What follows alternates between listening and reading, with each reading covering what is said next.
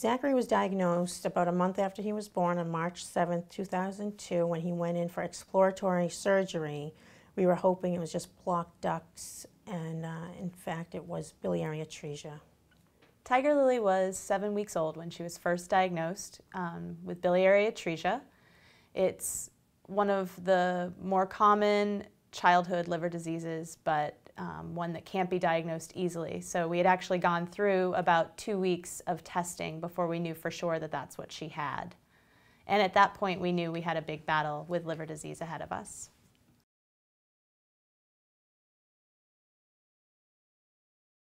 When we learned about my mother's diagnosis, the first thing we did was research what cirrhosis was. And then from there, she became a priority. We made sure that she went to every doctor visits and took her medications every day.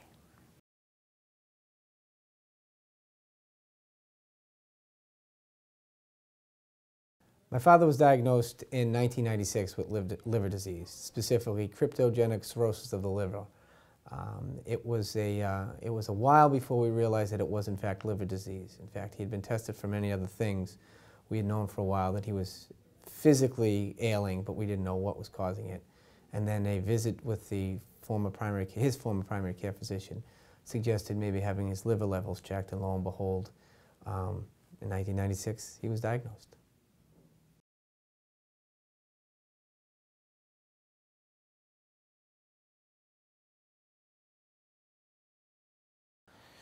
I was age 23, recently graduating from college, starting a new job, and soon to be married. I was sitting down with my team of doctors after having a liver biopsy the previous week, and they informed me that I did indeed have primary sclerosing cholangitis. I remember when we first heard that Tom actually had liver disease. We were in Boston in his the office of the specialist, and the kind of questions they were asking us about some of the symptoms and his history, and it just started to feel kind of scary, and we realized that this was not something small, that we were in something kind of big. My husband has a rare autoimmune liver disease known as primary sclerosing cholangitis, or PSC. PSC gradually decreases liver function over time and ultimately requires a liver transplant for survival.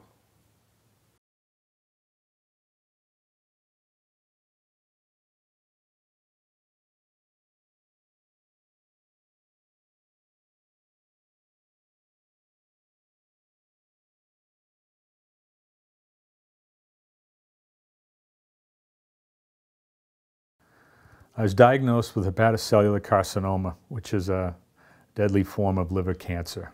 And the fact that it went undetected except for a gallbladder issue that was able to open the door to finding this problem, I wouldn't know it was there.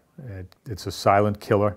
You can live an exemplary life watching what you eat like I did, taking care of yourself. But almost invariably this will go undetected until it's too late. Prior to first finding out I had liver disease, for many, many, many years, I went for multiple procedures, special medications, whatever it took. I was able to find one of the world authorities on PSC, who basically kept me alive right up until April of 2000, which point I was very, very ill. And my liver collapsed overnight. My wife found me in our bathroom in a semi-cold state. I was rushed into Boston. I was in a coma for 2 days. I had about 4 or 5 hours to live. I was moved to #1 in New England, emergency transplant. And fortunately, they were able to locate a liver. Someone's misfortune was my fortune. And I was 4 hours and counting. I made it through the surgery. I had a second surgery the next day, and here I am today, talking about it 10 or 11 years later.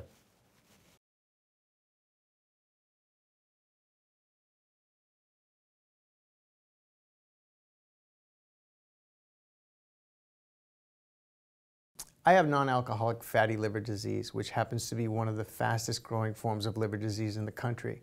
And basically, it's the buildup of fat in the liver that could potentially lead to scarring and, in the end, failure of the liver itself. So monitoring of this disease state is definitely the key to dealing with it.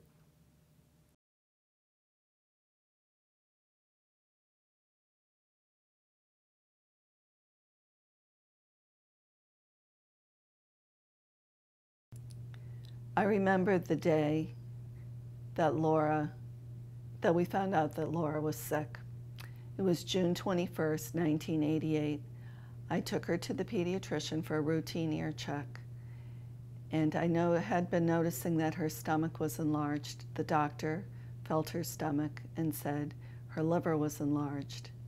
So she sent us to New England Memorial Hospital for an ultrasound. I remember that day like it was yesterday. I had my other 2 children with me, and we went up to the hospital, and they said that they were going to transfer us into Children's Hospital. I called a neighbor to watch my other girls, and my husband met me in the parking lot. I remember what I was wearing. I remember what Laura was wearing. I remember going into the emergency room, and they called the chief of surgery. And that was really, really frightening to have the chief of surgery from Children's Hospital meeting with us. And he said, I don't know what's wrong with her, but I can tell you it's very, very serious.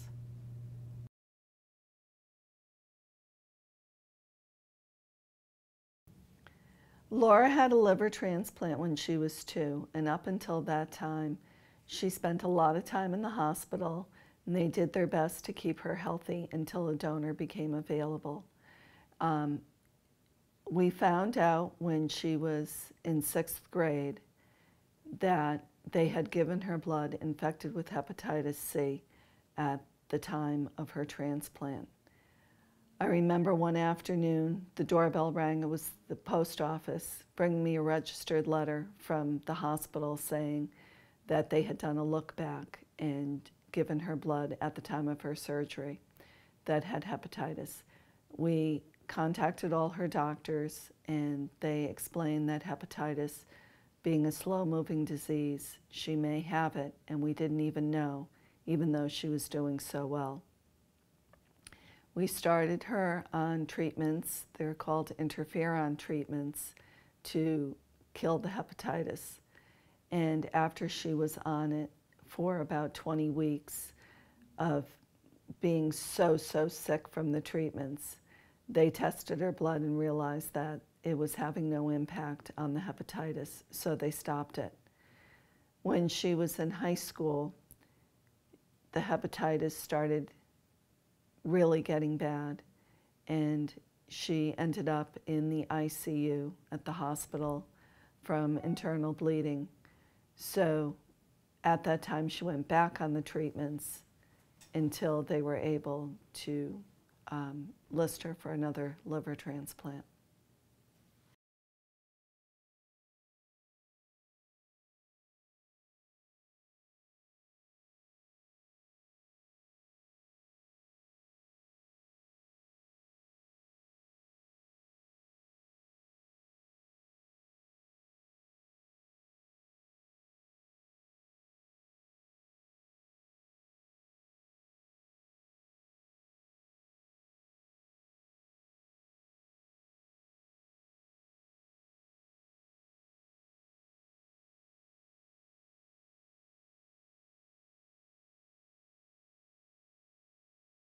Before Tiger Lily was diagnosed with liver disease, I really knew nothing about liver diseases, except for the ones that we thought were just from people doing things that weren't healthy for their bodies. And through the course of her disease, we found out that there are actually hundreds of liver diseases, and many of those that affect young children.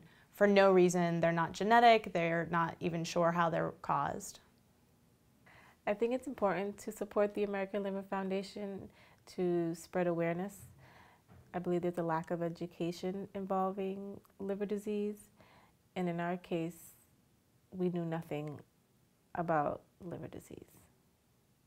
Prior to my father's diagnosis, I really didn't know much about liver disease. In fact, truth be told, I was probably just assumed it was alcohol related when I heard someone had some sort of liver ailment. I quickly found out that there are many other ways to come down with liver disease, and its prevalence in the United States was rather shocking to me.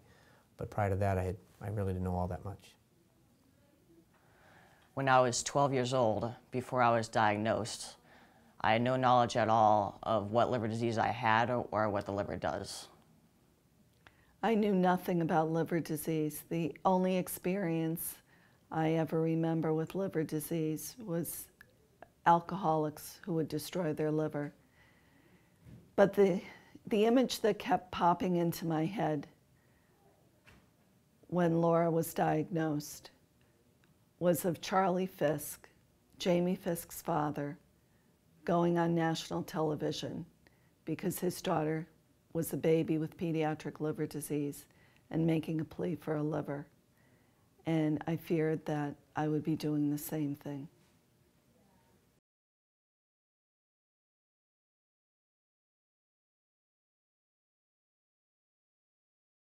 I think the most important thing people should know about liver disease is the fact that it is a silent killer. And awareness of the disease, in that it is more frequent than you know, I think is critical. The more you know, the more you're able to speak to your doctor intelligently about this and what the treatment can be, should it be something that happens to you. I wish that everybody knew that that liver diseases can really affect people's lives and a lot of children's lives too, not just adults. The one thing I wish people knew about liver disease is it affects so many people and you may not even know it. Laura had hepatitis for 12 years before we had any idea.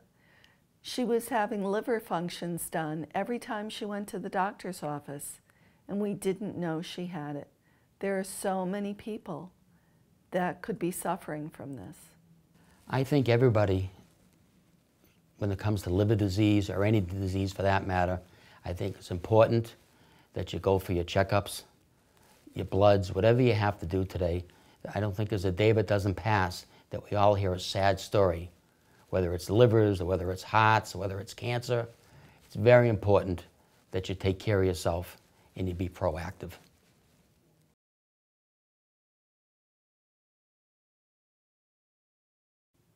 When I first became involved with the American Liver Foundation and ran the Boston Marathon for them in 2011, I would have told you that I was running and involved for my husband. But having gotten to know the American Liver Foundation, been involved with them, and the people that I've met, I can clearly say that I now am involved for all of the patients and caregivers alike. I think it's important to support ALF just because it's such a passionate organization that really cares and has a great group of people that are committed to the fight against liver disease. You know, we often talk about education, research, advocacy, but the one component that we don't talk enough about is the family environment that this organization has. I can't tell you how many times I've come across people who are so grateful for being part of this organization and want to support this organization even more, because they've attended events, whether it's those gatekeeper events like the Run for Research Marathon team or the Liver Walk, and they get the opportunity to meet other people who are dealing with similar circumstances in their lives. And it's great, whether they're 10 years removed or just dealing with it presently, to make them feel that, you know, they can get through this. They're not in this fight alone is something that's really special. So that's why I encourage people to get involved. Last year, somebody asked me why I do this, volunteer for the Liver Foundation. And I remembered that I was at the Boston Marathon at the American Liver Foundation water stop, and I met a man and his son was waiting for a liver transplant. And he was so, so sick. And I was talking to his father, and I looked in his eyes, and I felt like I was looking in a mirror. And I thought, he's just trying to keep his son alive. How can I not help? There have actually been a couple of experiences with ALF that have really left an impression on myself and our family. Obviously, number one, the annual walk. It brings our whole family together, in a way that we feel we're doing something very helpful.